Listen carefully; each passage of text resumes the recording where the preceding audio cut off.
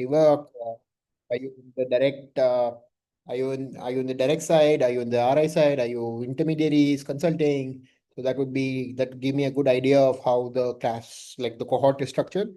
So if we can go one by one, we can just.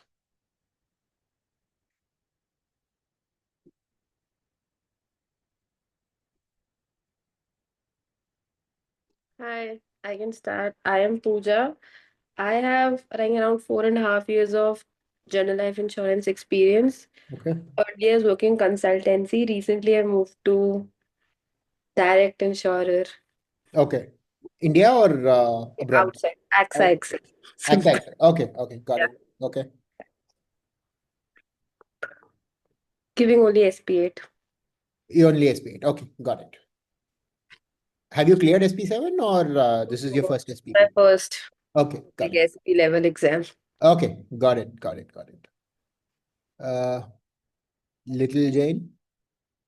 Yeah, hi. Actually, yeah, my name is Little. I have around 3 years of experience, and I'm currently in HDFC Ergo. Okay. I'm Direct handling the side. retail side of business, Okay.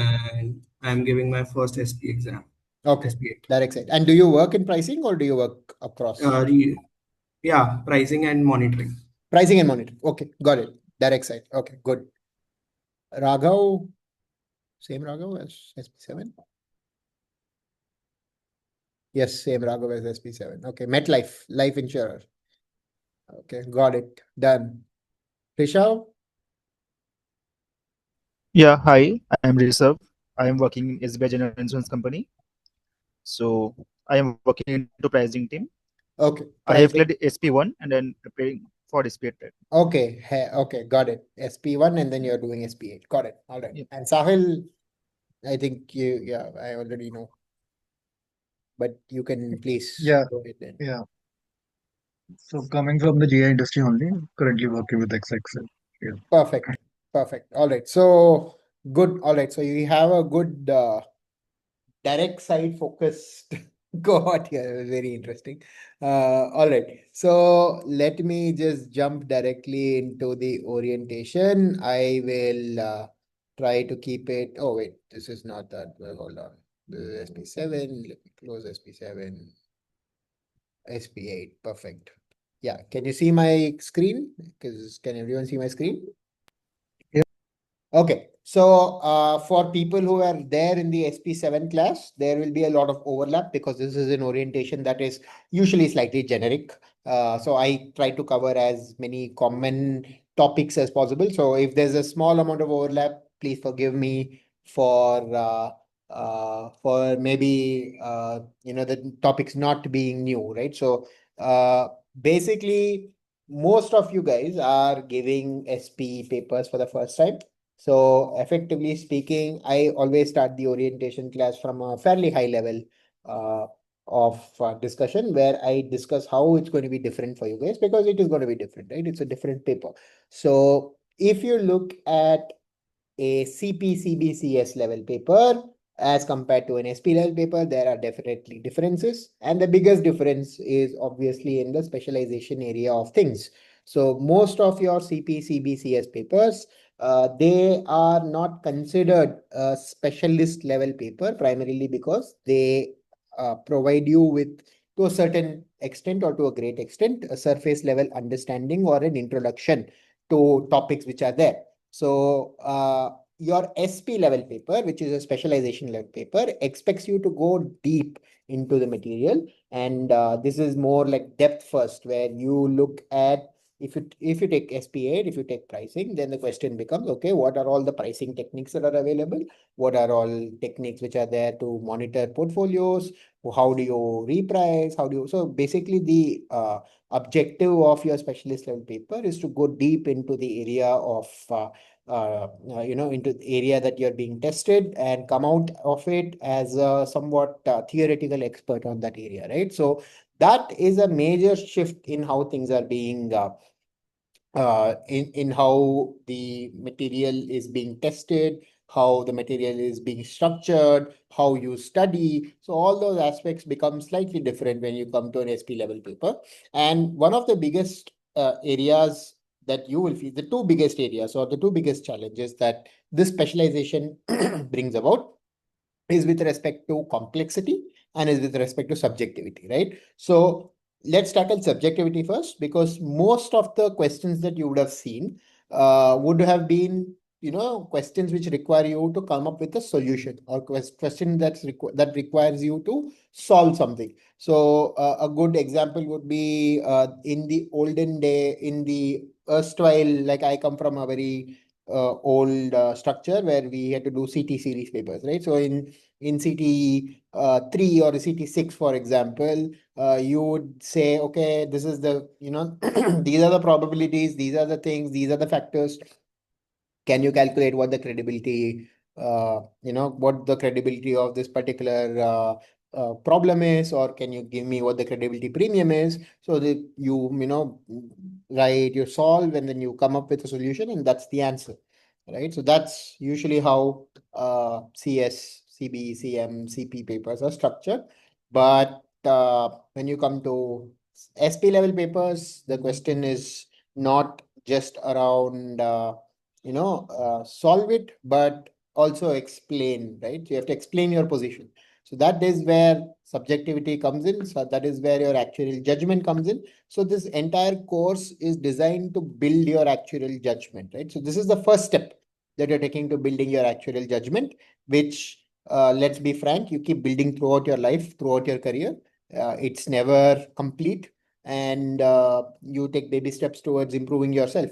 So this is the first step there that you're going to take. And for those who are already working in the direct side, it's a very interesting proposition, because you are already working in this area, and then now you are going to learn the theory, and you're going to see how theory and practice are different. And oftentimes theory and practice are very different, right? And this is something which I make it a point to call it out, especially for SP8. In all my videos, I call out how theory and practice are very, very different, especially as you will see when you arrive at GLMs, right? So you will see how much the gap is very, very different, and you will see what the practice does and what theory does don't often always line up. So you will see that that's a very interesting area. I am expecting a lot of discussions to be geared towards that area. So it'll be interesting to see that. What is another aspect of this particular combination of specialization and subjectivity is complexity. Uh, right? By its very nature, since you're going depth first into it, you will deal with a lot more complexity in the paper than you would have, usually dealt with. It's both a good thing and a bad thing. A good thing is that if you are technically sound, if you have sound knowledge, sound core principles, then solving it is very difficult. Solving it is very easy. If you don't have technical knowledge, then it becomes a lot more complicated. So it's both a good thing and a bad thing. And this complexity and subjectivity oftentimes interact and provide the fourth pillar of an SP paper, which is marking. Marking is always very, very, the subjectivity and complexity basically make marking in any SP paper very difficult. So you will see a lot of variation in SP level marking, which you might have not seen in CPCS and CB level marking. So the best approach to solve this is exam technique. So make sure that your practice questions from past year papers, and make sure that your exam technique is on point to make sure that the deviation that you get from marking is reduced as much as possible, right? So your entire goal is to write answers structured in a way that will ensure that the examiner who's reading it understands that you know what you're talking about, right? It's not enough if you write the correct answer. You have to convince another person, another qualified actuary, that you actually know what you're talking about, right? So that's the hard part, and that's where exam technique kind of comes into handy. So throughout my class, I will basically keep telling you points where you can refine your exam technique. That's effectively how that structure will happen. So we'll have a lot more spirited discussion on this, right? So Yeah. What is subject SP8 all about? Basically, it gives you an overview of direct pricing of insurance policies, pricing of reinsurance policies. There is a certain element of CAT modeling that is there. Then you basically study all the techniques that are there for estimating, giving the best estimate prices of insurance policies. You look or you get an overview of how to get from risk premium to office premiums, and you study the impact of data on pricing. And of course, you will solve hypothetical scenarios which are all related to kind of different aspects of pricing, right? So most of your work or most of your questions that you answer will be on these hypothetical scenarios. So some of them might be very outlandish, some of them might be more relevant, but then the question becomes, okay, how do you solve them, right? So that is very, very important. And of course, if we are looking at topic level weightages, right, most of the, like a fourth of the paper is geared towards the general insurance products and the business environment. So this is the paper, or this is the portion of the paper which is overlapped with SP7, and to a certain extent with SA3, I would say, is an overlap of everything. But a majority of the portion that you study, not a majority, I would say a solid minority of the portion that you study, there is an overlap with subject SP7.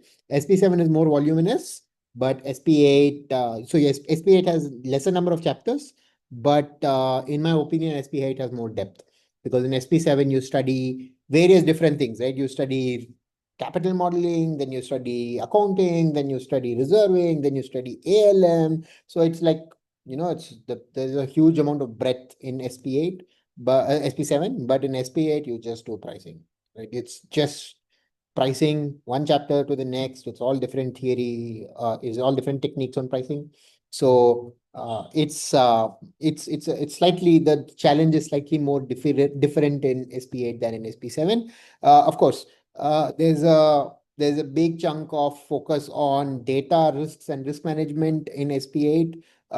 Then you have about 35% weightage for rating basis and methodology, and then you have 15% for credibility, reinsurance, and CAT modeling. With respect to SP8 alone, I don't think this is fully followed, right? I think, in my opinion, that rating basis and methodology, which is all the techniques for reserving, has a much higher weightage than 35%. It's usually, I would say it has like about 50% weightage, right? The others are all credibility, reinsurance, and CAT modeling. Again, they don't have a 15% weightage. It's not like you get 15 marks out of 100 in all those three areas. You get much more than that, right? So in my opinion, it's theoretically they say this is the weightage, but practically I think there is a lot more weightage given to techniques and reinsurance pricing and CAT modeling than they let on, and that's usually the approach for most pricing papers as well, right? Any questions?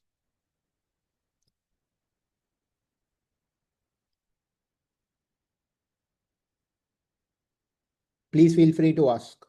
No. I would rather you guys ask. So if you have any questions, just stop me in the middle, right? Please stop me in the middle, cut me in the middle, and just ask your question. Okay? Maybe the question is like, Yeah. how do we structure stuff? Like, should we start with the rating basis chapter, focus on bigger parts first? No, I would say that the current structure of how the content is created, or what we go chapter by chapter, right? We don't skip. So I would say that's the best approach for SP8. Okay. Don't go directly into GLMs. You will not understand. Like, for example, because like, for example, in SP7, right, you have reserving, you have capital modeling, and you have accounting, right? You can potentially, if you understand reserving to at least a basic level, you can say, okay, I can go directly into accounting. So I can treat reserving as a line item, and I can figure out what accounting means. But in SP8, you can't do that, right? You can't jump to GLMs without understanding frequency and severity. And you can't jump to ILFs without understanding exposure curves, for example, right? So there's a sequence, it goes in that sequence. My suggestion is just go through the flow. Okay. Any other questions?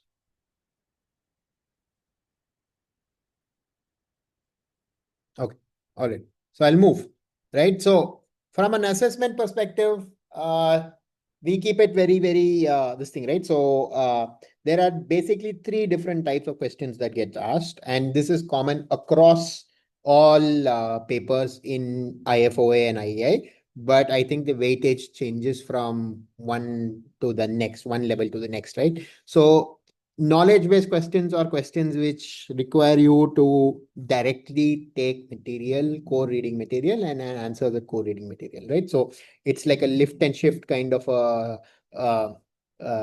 scenario where they ask you something which is already there in the material, and then they ask. So for perfect example would be what are the features or what are the good to have features of all rating factors, right? And you have a standard set of the standard set of answers, which is like there is a mnemonic called Venom ADA, and then you just lift that Venom ADA and then you put it directly and then you get 3 marks, right? So this is knowledge-based questions.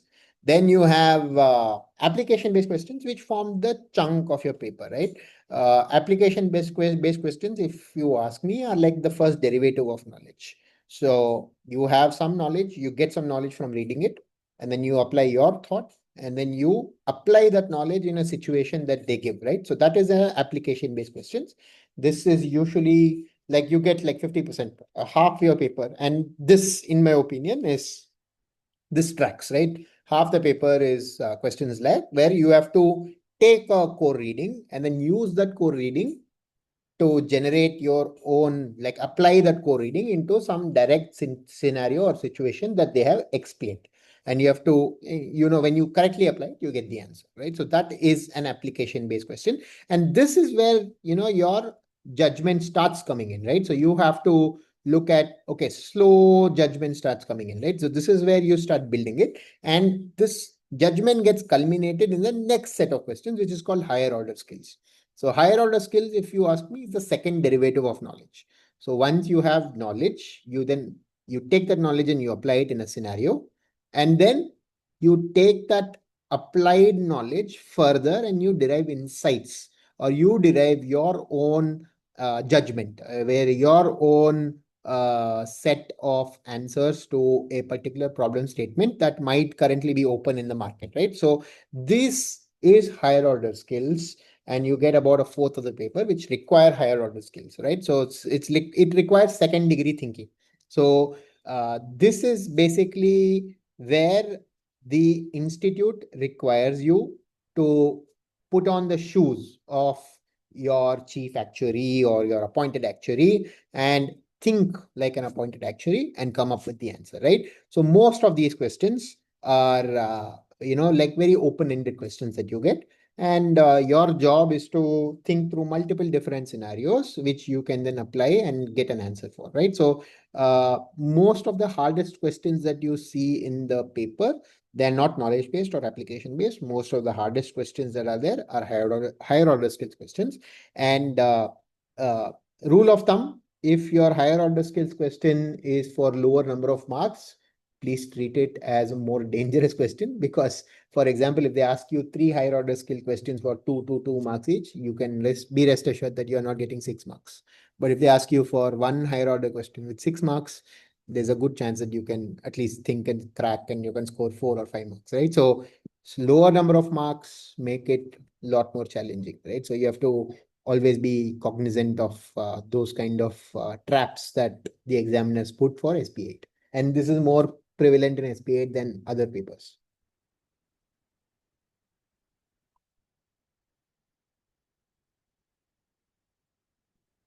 All right. So with respect to structuring of the content, right? So like I mentioned, the material is only 21 chapters. So it's not very significantly large.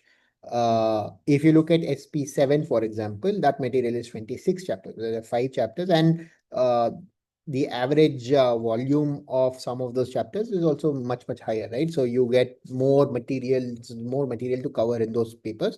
Here, the material is much slightly lesser.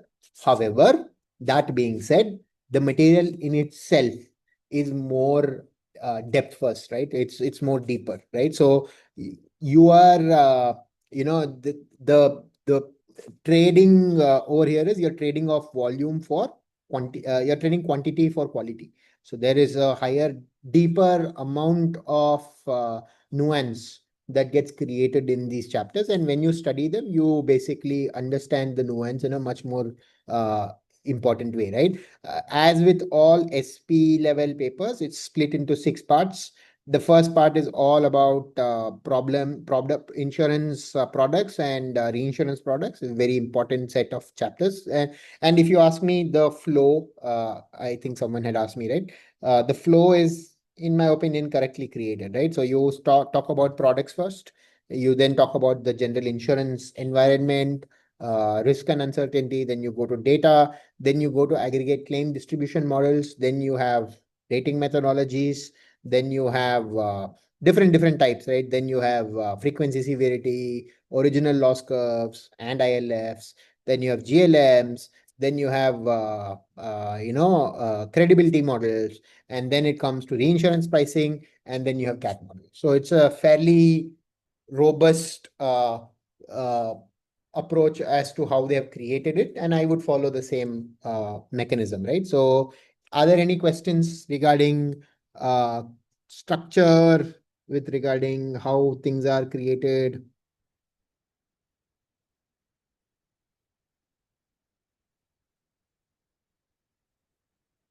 Hello? No.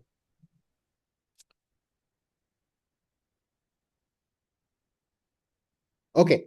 With respect to how I am going to structure the class, right? So basically, how I am going to do this is, see, somebody had asked me about targets, even in SP7 class, right? They had asked me, can you set targets? The way I look at it, right? There are two aspects to this, right? One, from a personal and professional pressures perspective, right? Each person has their own personal and professional pressure that they handle. Some of them, sorry, there's a chat. Knowledge for emerging risks, relevant sources. Can you explain that, Raghav?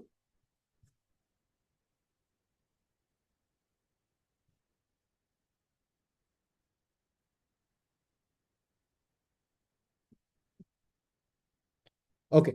So the way I'm structuring this is the classes are already available. So Raghav, if you can mention that, that will be helpful. But okay, the online classes are already available. So you can self-pace this, and you can go through the classes, in whatever pace that you want to do. I will be uh, I will not be able to take a class every week, but I will try my level best to take it at least once every 2 weeks, right? Touch base with you guys every 2 weeks. And I'll be available on WhatsApp, and you'll be able to reach out to me for any questions that is there. The idea is to make the class as collaborative as possible in a bid to ensure that, if you have a doubt, basically somebody else in the class might also have the same doubt. So the moment you put that topic and we start, or I start that discussion with you on that particular topic, we'll be able to create a discussion thread, which can then get converted to a tailored class, right? So the material, the core material, the classes are already there. So all you have to do is go through those classes, and most of the questions that you would probably get, about 80 to 90% of the students, uh, over the past years that I've seen, they get pretty much the same, it's the union of questions that are there are pretty much the same type of questions, and those questions are answered, right? The questions which are not answered, and the questions for which you guys need separate classes, you guys call it out, and I will create a separate set of classes for you guys, where we can go through maybe a separate set of problems, a separate set of basically a unique tailoring of whatever requirements that you guys have at which point, whatever point that you guys want, right? I will need a little bit of lead time to design the class and things like that, but we will figure out a common, what do you say? We will figure out a common avenue and we'll have that class at that point, right? So basically the idea here is you already have the core material, go through the core material, and then we will create like new fresh topics which you guys have, once on discussion, you'll be able to come up with those topics, and we can have like more detailed classes. And if you want the class to also be market heavy, right? So I am in the Indian insurance industry, right? So if you want the class to be more market heavy, we can have like a market heavy class as well, because knowing or having knowledge of how the market operates helps you tailor your answers in a better manner, which helps you get, like better score. And if that is the difference between pass and fail, I'll be happy. Okay. Knowledge for emerging risks, relevant sources, like where can we get this? Some are not covered in core reading, like cloud insurance, maybe coverages. Yeah. So this is where like there is, I keep telling, right? There is always a difference between theory and practice. So for example, parametric insurance. You will not see the word parametric anywhere, but if you look at the world today has started moving to parametric covers, right? So you will not get that kind of knowledge from the book.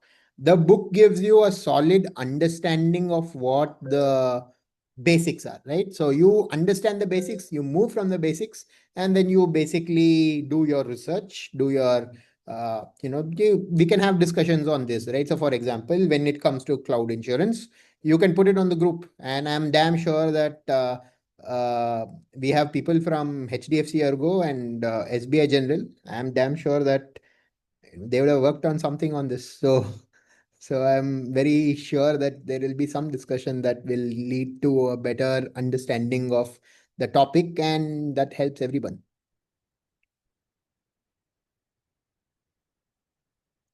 Any questions, guys? Sunil, how can we get the study material, the main book for SP8? Is there a soft copy or something you have? I don't have a soft copy. Unfortunately, I'm very sorry. Better, it is best that you spend this thing and get it from the Yeah, I'll do that. institutes. Yeah, Yeah, yeah. that's better. That's Any always. which way we have to do that only, no? So that is a See, mandate. this But, is going to be your bread and butter.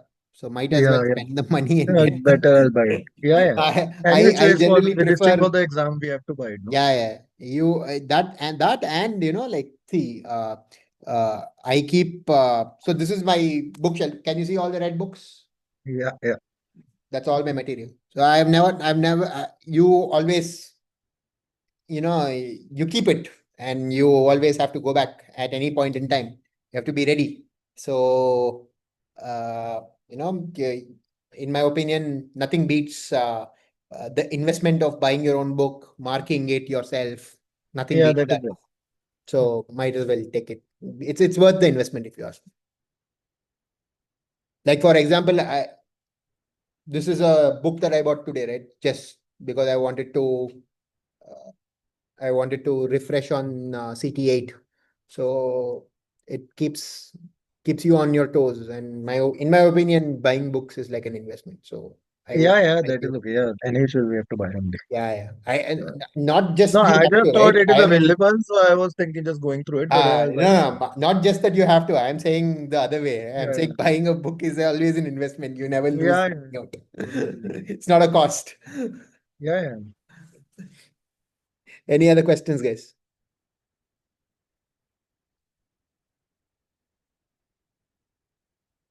Okay, I think just in my strategy, I am planning since I gave this exam long time back and didn't study much. Okay.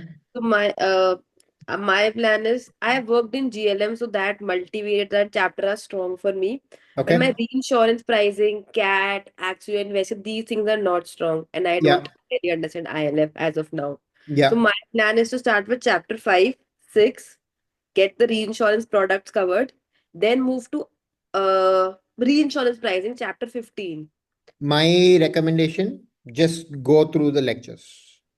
The Okay. lectures are marked, right? You get 1 through 21, and it's like, for example, chapters 5 and 6, which is, I think, the reinsurance chapters, products, Yep. right? They're covered under one chapter, one class, right? Yep. Chapters 3, 4, and 5, 2, 3, and 4 covered under one class. Then you have 8, 9, and 10 covered under one class. So you have like within like 3, 4 classes, you will cover like a bunch of chapters. And then everything goes, there's one class dedicated for exposure curves and ILFs.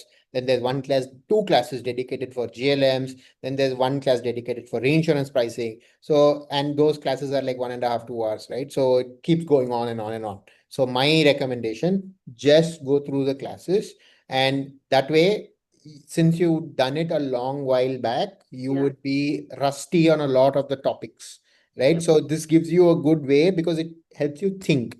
And the questions that I ask in the class also helps you think, and it basically removes the cobwebs, right? Effectively, you have to come out of that, uh, that rust needs to get removed. So that will get removed, right? So my recommendation, you are free to do it, right? I'm not going to stop you, but Yeah. my recommendation, go with the flow. And that's usually the best approach. Okay. Somebody raised their hands.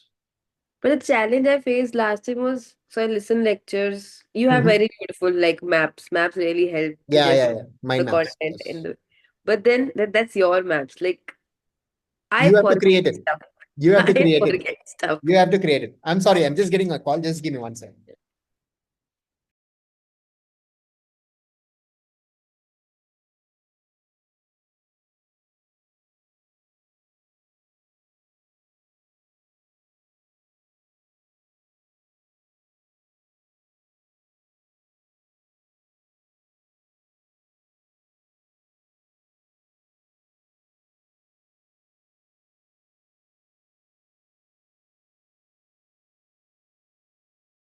Yeah, sorry.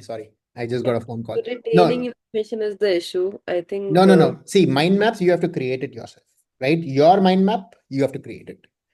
Uh, it's a very, it helps you synthesize information, and it helps you understand it better and longer. So the way I used to do it when I studied when I studied SP8, SP7, SA3 was, I would create notes first. Then I would create these mind maps, and then I would attach the mind map to the notes. And when I was revising, I would revise the notes, and then I would look at the mind map. So my logic or my aim was, by the end of the exam, the mind map I'd had to mug up. I would have memorized the mind maps, right? So I had one big master mind map, which I can share with all of you guys as well, if required, which I had created. Now, that mind map helped me, but it's not necessary that it will help you, right? So it is in your best interest to create your own structures, which, because you are the best judge for your abilities, right? I am not the best judge for your abilities. So use the lectures, use the mind maps that I've created as a starting point, and you guys create your own structure, right? That's how you grow as well, right? Otherwise, you would have just learned some topic, and then after your exam, you'd forget it, and you're not a better actuary, right? When you forget things. So it is better that you put the effort to kind of grow as a actuary, and because these topics are some things that you will use in your career, throughout your career, right? So SP7, SP8, SA3, and CP1, you use it throughout your career. So might as well make the most of it. Okay. Thank you. Any other question?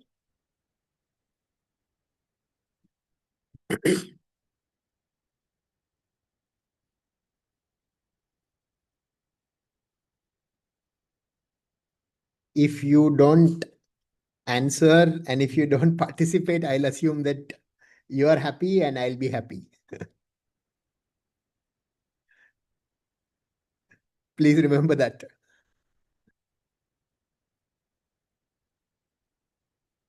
Okay. All right then. So if there are no other questions, we'll close this class. I am available on WhatsApp as per usual, and let's tentatively hold a class 2 weeks from today. And if you guys can, identify, so I think you will go through maybe 2 or 3 classes. And by that time, if you guys can identify some topic that you would want me to go in detail or in depth for, we'll be able to do that. Otherwise, I will schedule a generic class, a catch-up class, and question. It will be like an open question hour, right, at that point. So it'll be helpful if you guys can tell me, and that will also help me kind of tailor a class accordingly. Clear? Okay. I'm sorry, can I get like a consensus? Yeah. Perfect. All right. Chalo guys. Thank you. Thanks. Looking forward. Thank you. Thank you. Bye. Bye. Thank you. Thank you.